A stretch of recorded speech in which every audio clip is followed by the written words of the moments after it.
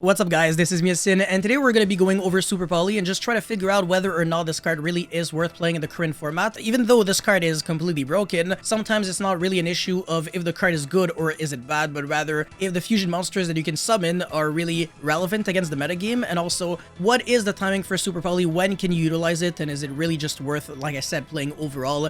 And also, can your deck even afford the luxury of playing Super Poly alongside all the fusion monsters that are required in order to make it work? It's kind of like Metal Ultimate Slayer, Ghost Reaper. You can't really play any of these cards if you don't dedicate like a certain amount of cards in your extra deck in order to make it work. The Super Poly, the more targets that you have in your extra deck, the better it is. But yeah, anyways, before we go any further, you already know the drill. Smash the like and subscribe button, really motivates me a lot to keep making videos like these. And also a huge, massive shoutouts to my new website, as well as my Crystron spreadsheet and Blue Eye spreadsheet. And just in case you've never heard about any of them before, here is the promo. So I am proud to announce that after all these years, I have finally created my own website dedicated to selling all kinds of products and services, including spreadsheets and coaching sessions, and I do plan on adding some merch in the near future. Most importantly though, the long-awaited Blue Eye spreadsheet is finally here, and for only $25 US, you can become the next Dragon Master. This time though, the spreadsheet comes with a whopping 75 combos, including uninterrupted lines and through handshaps including Nibiru, Bestials, Drool, Furos, Veiler, etc. The combos also cover pretty much every build that you can think of, so regardless of the direction that you choose to go for, there is something for you. I'm not gonna spoil too much, but I have managed to cook up some combos that can make 12 disruptions if they go through, and still put 10 disruptions through Nibiru. I also cover my own personal deck list alongside the explanation behind each and every single card and ratio that I play, so that you can understand the deck even if you've never played it before. There are tons of other benefits associated behind the spreadsheet, including access to a Discord community where I plan on hosting classrooms to help everyone master the deck efficiently. So if you're interested in the spreadsheet, you can buy it directly on my website using a credit card or PayPal. The link will be at the very top of the description box below. Anyways, with that said, let's get on with the video. Alrighty, absolutely beautiful. Anyways, let's get right into it. So like I said, Super Poly is inherently speaking an extremely overpowered card. Anything that prevents the opponent from responding usually is really good. I mean, I can think of Ultimate Slayer, Metal and Exceedon Core that cannot really let the opponent directly respond to any of those cards, at least in some kinds of ways. And Super Poly, there's just no way to respond. The only way to like negate this would be with the Abyss Skill of the Mizuchi, the Magician's like left hand or something, and then Angelica's Angelic Ring. But apart from that, you are pretty much never negating Super Poly, so if you can activate the card, you're resolving the card. The issue is, can you even activate the card? Well, let's try to look at some generic targets. So if you're playing Super Poly, there is no reason not to play these targets at the very least. So Garura, which requires 2 monsters with the same type and attribute, but different names. And then Mud Dragon is kind of like the counterpart. So if you have Garura and Mud Dragon, you're always covering decks that play monsters with the same attribute, but not necessarily with the same type. So if they have different types, you're summoning Mud Dragon, and if they have the same type, then you're summoning Garura, but it doesn't work if the monsters are have the exact same name. So for example, if your opponent has 2 Blue Eye Spirit Dragons on the field, you will not be able to Super Poly both of them for any of these monsters, because again, even though they have the same type and attribute, they have the exact same name. So you're gonna have to start looking into other monsters instead, and there are some options. There's the Chaos something, but that monster sucks so much that we're not even gonna talk about it. It basically has no effect if you summon it off of Super Poly using your opponent's monsters, but there are still other things that you can do against Blue Eyes. Anyways, Dragostapelia is a monster that requires a fusion monster and a dark monster, and then we've got Starving Venom that requires 2 dark monsters on the field, and finally Predaplant Trifio requires 3 dark monsters on the field.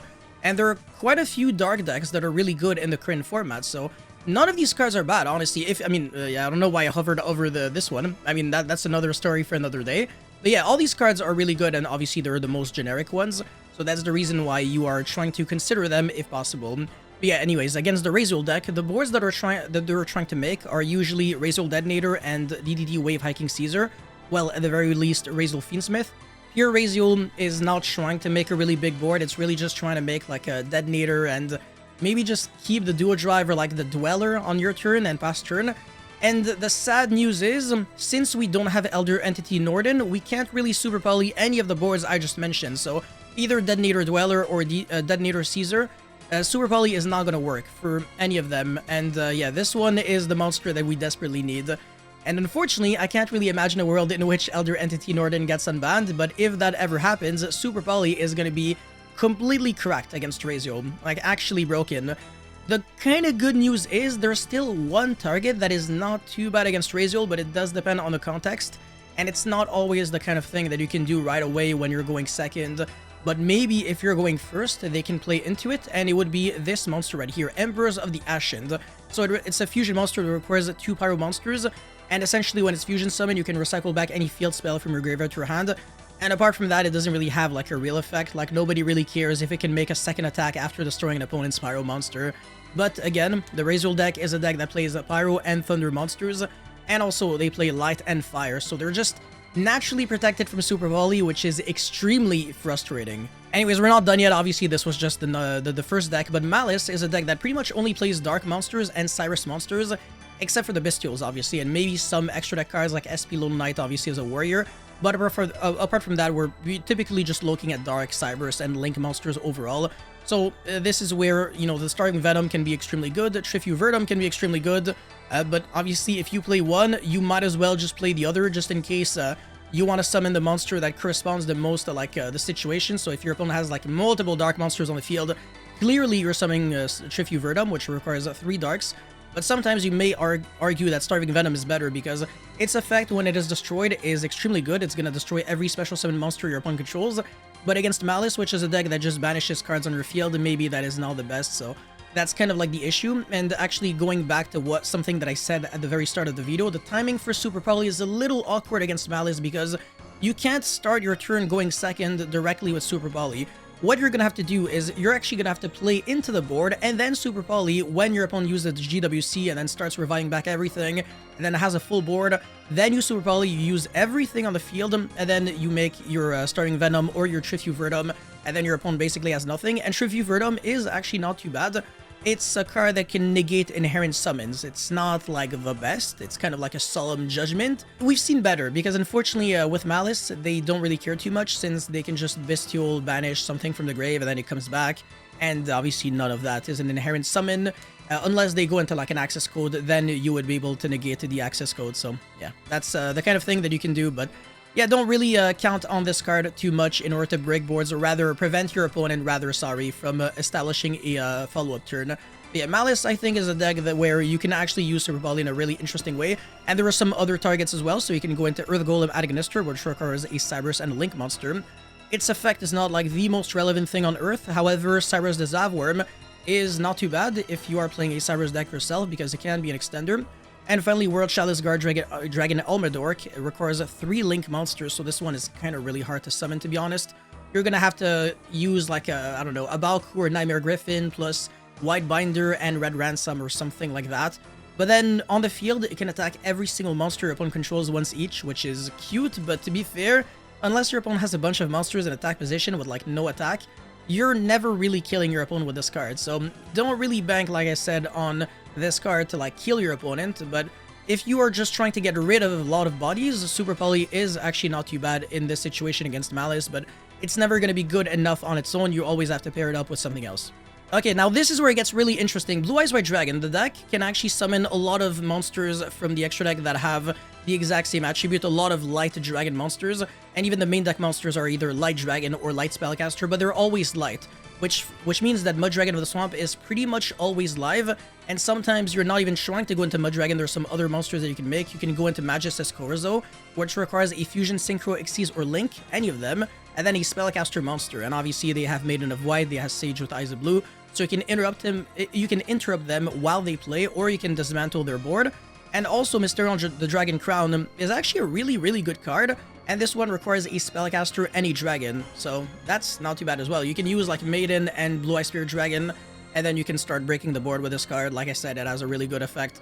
You can look into that, so yeah. I think those are usually the best targets for the Blue Eyes deck, and for the rest, I mean, it's kind of like self-explanatory. I mean, the Fiendsmith deck, it really only summons light fiend monsters. The issue is their extra deck is a little different, and also they can go into Necrocrypt Princess, so we're looking at a Dark Fiend, and then when they summon back in Graver, it's going to be a Light Fiend. And usually, I mean, rather, the OCG, they can definitely Super Volley there, because they can summon the Duke of Demise, but this card is not out before Maze of the Master, which is coming out mid-March, so in a month approximately, or I guess a few weeks or something, not really a month. Duke of Demise is a monster that requires 2 Fiend and or Zombie monsters. So in other words, it's kind of better than Aerial Eater as a Super Poly target, and it's also much better than Dragon Necro Nether Soul Dragon And also, if you have Zombie World, this card becomes super easy to summon because every single monster on the field will become a zombie monster, and not to mention that Zombie World can be a floodgate against decks like Maliss because now their monsters are no longer Cyberus, so it actually could hurt them a little bit, but obviously they still retain the Maliss identity. So yeah, Duke of Demise is actually a card that is probably going to change quite a fair bit to how Super Poly is being played, and it's definitely going to be huge against like Fiendsmith based strategies overall, because now you can start super polying boards like DDD, Wave Hiking Caesar, and the Fiendsmith DSERA, where again they're both Fiend monsters, but they just have different attributes, which is really frustrating. And also, one is an Xyz, one is a Link, which is again very infuriating for some of these super poly targets out there. So yeah, just keep an eye out on the Duke of Demise, which is coming out real soon. And by the way, this card is very good to summon off of Fiendsmith sequence, and it has a bunch of really nice effects overall. I mean, it's basically a Gem Knight Seraphinite. You can extra normal summon any normal, like any monster. Doesn't even have to be like a fiend or a zombie monster. And the graveyard effect can recycle back like an engraver from your graveyard to your hand, which is also very good. Okay, so against Mitsurugi, obviously they're all dark monsters, every single one of them, so you can always super poly into like Starving Venom or something like that, which is also relatively decent. The Azamina, or rather the White Forest deck, everything in the main deck is like light attribute, and then the Abelstar is dark, and some cards are dark. It's like between light and dark, and the extra deck is also between light and dark. They can end on like DSERA, the ability to like fusion summon on your opponent, like on your turn, and then they can also do like I don't know, like the Diabel, which is a synchro and a light, so that's already Mudragon of the Swamp material, and then even if they have like the DSERA Send, they can't target the Mudragon of the Swamp, so that's actually really cool. You make it so that they don't get the Book of Eclipse access. Mermail, obviously, it only really summons water monsters, so if you can fuse for Mudragon of the Swamp, this is going to be a legal move, even if you are under the Water Bearer statue lock, so that's definitely something cool. You can use like a Toad and something else. The only issue is that if they play Moulin Glacier, they're going to make you discard a bunch of cards, so that can be a problem. However, some people are not playing Moulin Glacier and Mermail, so if this ever becomes a trend, then you might start being able to play board breakers against Mermail, and it's gonna work because also nobody's playing Abyssal the Mizuchi. They're really trying to minimize the amount of breaks to like the absolute bare minimum, and they're really playing this deck as a deck that is just always super consistent, always does something that is minimalistically good at the very least, and it doesn't have to be like an unbreakable board with Moulin Glacier, because usually the Water Bearer statue lock wins on its own. But yeah, anyways, the Memento is another deck that could lose to Super Poly, especially if they go second, because then you can start using their monsters to make Twin Dragon or Tekutlika Creation King, and all these targets are good. I mean, this basically doesn't really have a real effect, but technically Creation King you can just self-destruct and then destroy an opponent's card, so it can be an extra interruption on top of using 3 Memento monsters your opponent controls. But unfortunately, for like board breaking capabilities, this card is not, I mean, Super Poly itself is not going to be able to use 3 Memento monsters to make Creation King, just because they never really end their turn with 3 Memento monsters. However, they can definitely end on like 2 Memento monsters, because they can end on the Combined Creation and like the Tri-Horn Dragon. So yeah, that's 2 for the Twin Dragon, and then you can run over SP and shut down a bunch of cards in the process.